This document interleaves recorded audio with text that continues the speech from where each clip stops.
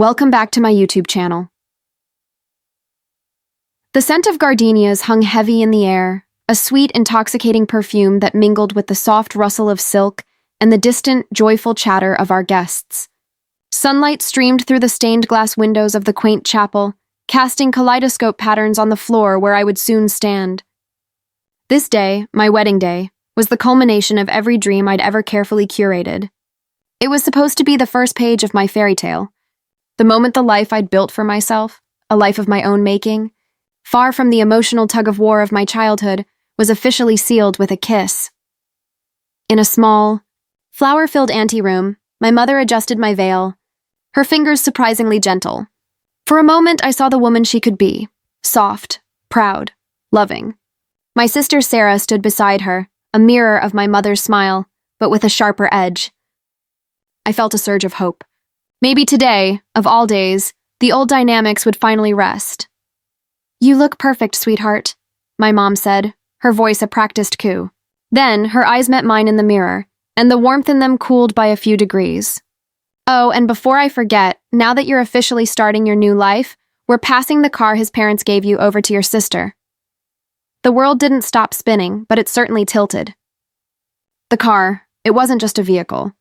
It was a sleek silver Honda Accord, a generous, no-strings-attached gift from my in-laws when my ancient clunker had finally given up the ghost.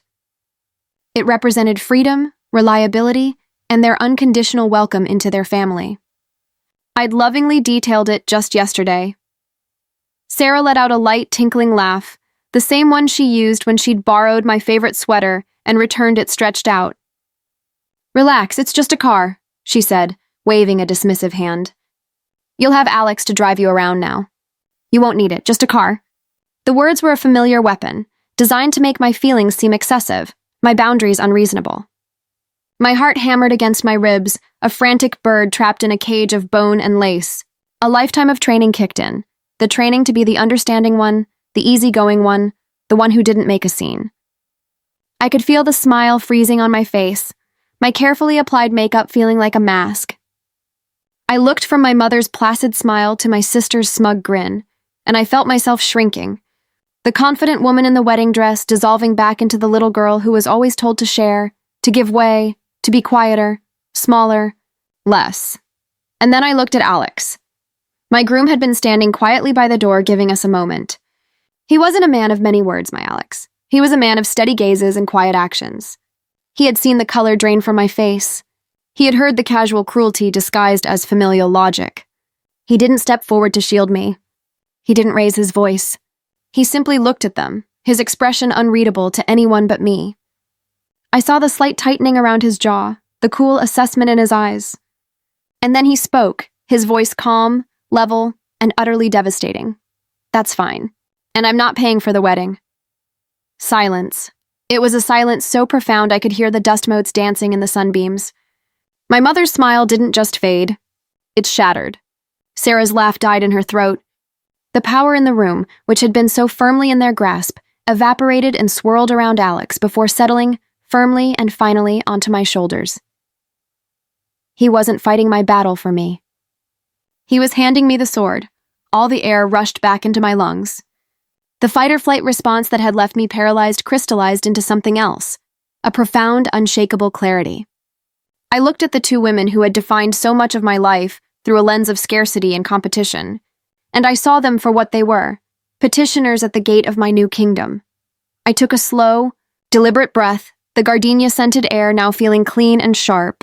I reached out and took Alex's hand, his grip strong and sure. "He's right," I said. My voice not a whisper but clear and steady, a voice that belonged to the woman in the wedding dress, not the ghost of the little girl. "The car is in my name. It was a gift to me. It's not a family asset to be redistributed. And as for the wedding," I let my gaze sweep over the room, the flowers, the dress. "Alex's generosity was a gift too, one you've just shown you don't value. The call to action wasn't in my words to them. It was in the turn of my shoulders as Alex and I turned away from their stunned faces and toward the chapel door. It was in the squeeze of our joined hands as the first chords of the processional began to play.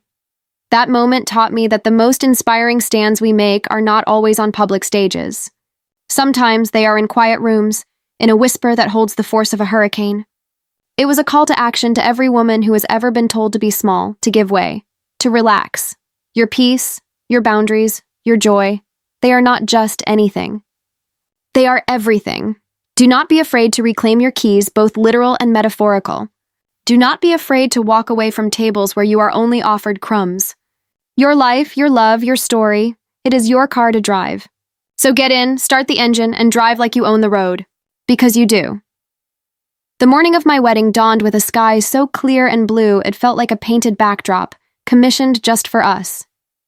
I remember standing barefoot on the cool hardwood floor of my getting ready suite, the silk of my robe whispering against my skin as I watched the world wake up. This was it. The day I had meticulously planned for over a year, but in truth had been dreaming of my entire life. Every detail was a brushstroke in a masterpiece I called my future. The gardenias weren't just flowers.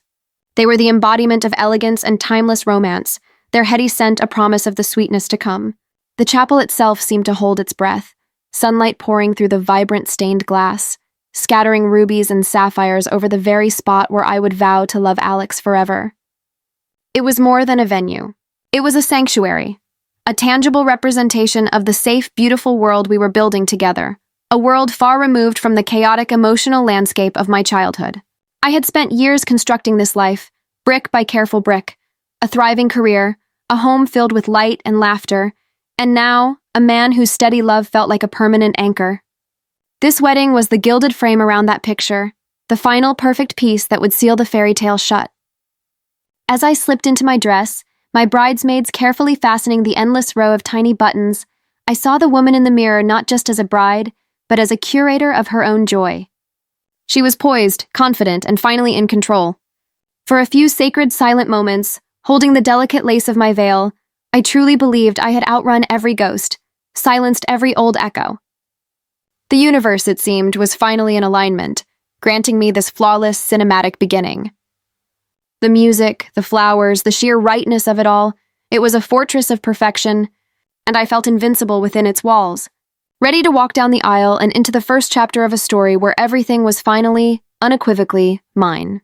The memory of that perfect, invincible feeling was still warming my skin when the first crack appeared, not as a jagged, accidental fault line, but as a precise, surgical incision. The anteroom was a bubble of soft light and murmured excitement, and for a fleeting moment, when my mother's hands were on my shoulders, her eyes meeting mine in the gilded mirror, I felt a genuine connection. It was a fragile, hopeful thing, this belief that the pageantry of the day could somehow rewrite our history. But then her gaze shifted, the maternal pride cooling into something transactional, and her voice, still sweetly modulated, delivered the sentence that changed everything. It was the casualness that was so violent, the way she tacked it onto a compliment, as if it were a minor postscript about the weather, and not a fundamental redistribution of my property. The car wasn't just a mode of transport.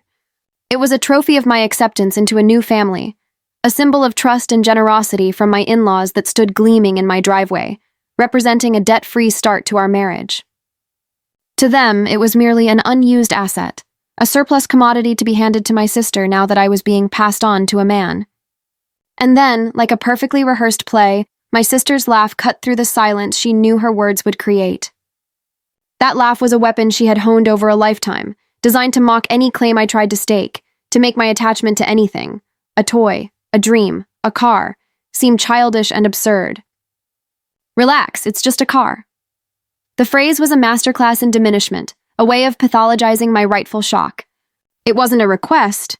It was a demand for my compliance, wrapped in the familiar paper of family duty.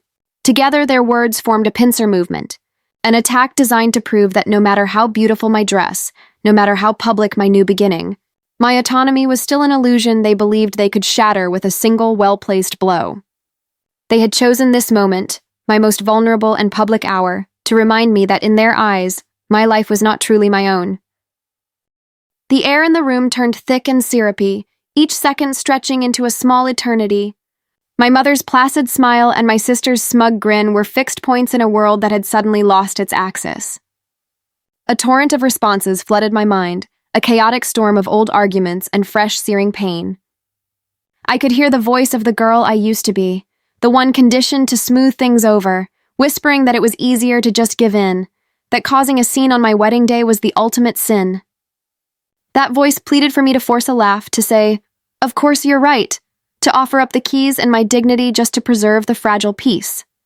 But warring against it was a newer, hotter, more ferocious voice, a roar of injustice that tightened my throat and made my hands tremble at my sides. This was my day, the one I had paid for, planned for, dreamed of, and they were treating it like a corporate takeover. I could feel the heat rising in my cheeks, the sting of betrayed tears threatening to ruin the makeup that had been so carefully applied. I was a statue of myself, trapped in lace and silk, crumbling from the inside out. My gaze, desperate for an anchor, found Alex. He hadn't moved. He wasn't glaring or posturing. He was simply observing, his calm a stark contrast to the tempest inside me.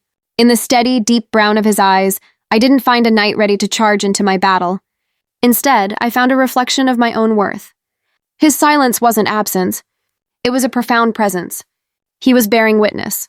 He was allowing me to have the moment, to process the hurt, to feel the full weight of their transgression without rushing in to sweep it away.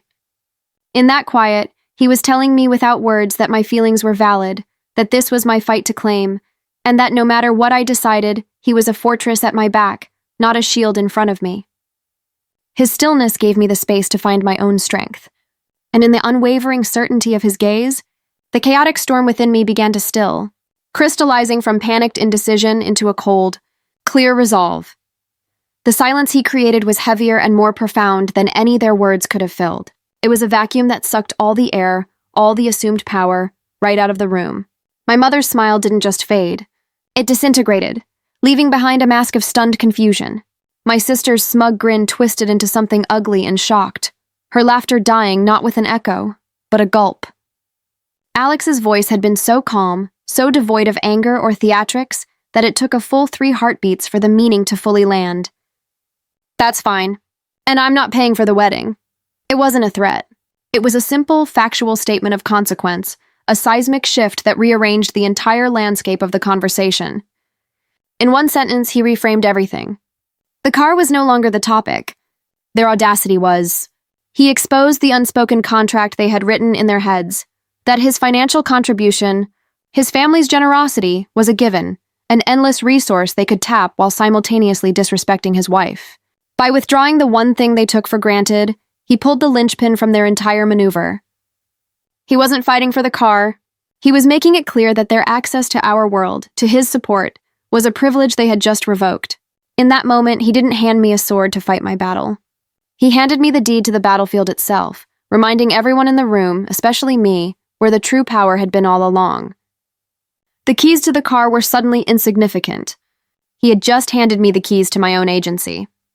The clarity that washed over me was colder and more bracing than a winter wave. It was not the heat of anger, but the absolute zero of finality.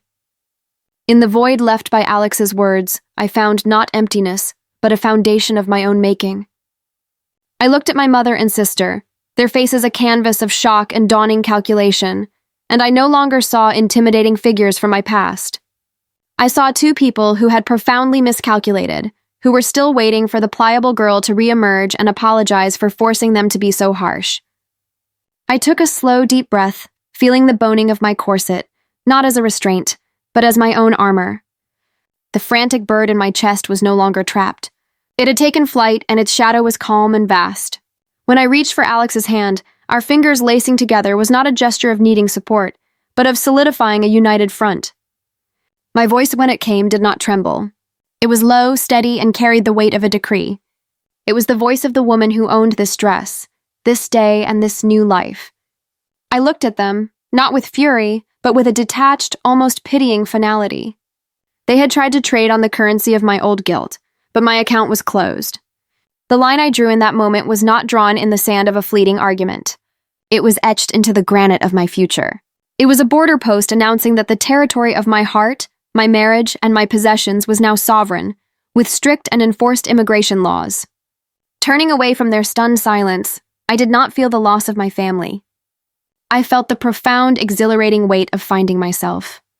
The processional music swelled, a beautiful, haunting melody that now felt like a battle hymn. As Alex and I turned from their stunned silence and walked toward the heavy oak doors, a strange peace settled over me. The gardenias no longer smelled cloying, but clean and sharp. The colored light from the windows no longer felt like a fairy tale, but like a spotlight on the truth. When the doors swung open, revealing the aisle lined with the faces of everyone we loved, I didn't see the 2 empty seats in the front row. I felt my future, bright and boundless, waiting for me at the end of that walk. I squeezed Alex's hand, not for strength, but in solidarity. He squeezed back, a silent message that echoed in my soul. Our life. Our rules.